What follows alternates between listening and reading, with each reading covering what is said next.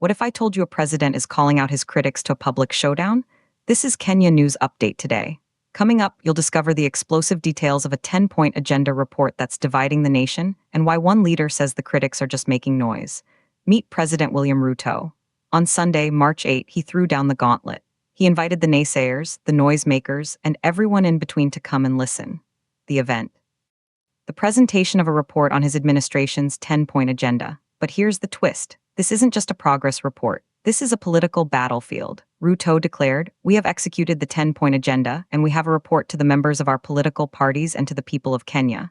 He listed the achievements: devolution, inclusion, the fight against corruption, making government effective, dealing with the challenges from demonstrations. He said they know where they want to take the country. And then, something shocking happened.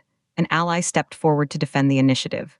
ODM leader Oburu Og Nga said leaders who reviewed the report saw significant progress. He criticized those dismissing the outcomes without examining the details. "We have gone through that report with His Excellency the President. We have seen the progress. There's a lot of progress which has been made," Og Nga stated.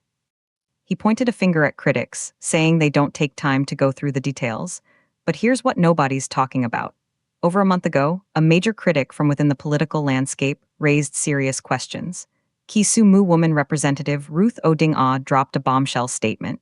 She argued that only one out of the 10 key issues had been addressed. Just one. That single achievement was the reconstitution of the Independent Electoral and Boundaries Commission through a 9-member panel. Ruth noted that the implementation of the National Dialogue Committee report was yet to be realized. One of the key issues was election reforms. There was the aspect of an audit of the 2022 presidential election by experts and a framework for reviewing boundary delimitations, which is yet to be achieved, the MP wrote. And here's the part that will blow your mind. She argued that the compensation of victims of police brutality, which was top on the agenda, was yet to be implemented. This creates a seismic contradiction.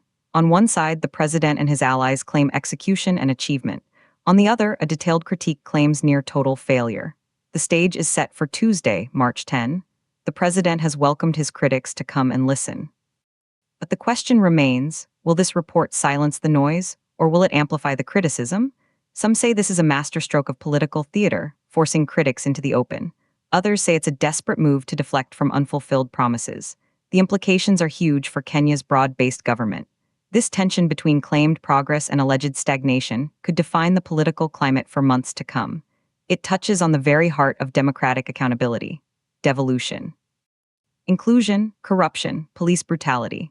These are not minor issues. They are the pillars of public trust. And if the report fails to convince, the political noise Ruto decries could become a deafening roar. But if the details are as solid as claimed, it could mark a turning point. So what's the truth? Is this 10-point agenda a resounding success or a documented failure? The answer may lie in who shows up to listen on Tuesday and what they choose to hear. Do you think President Ruto's public challenge to critics is a bold move or a risky gamble? Drop your take in the comments. Subscribe to Kenya News Update today for more breaking news from the heart of Kenyan politics.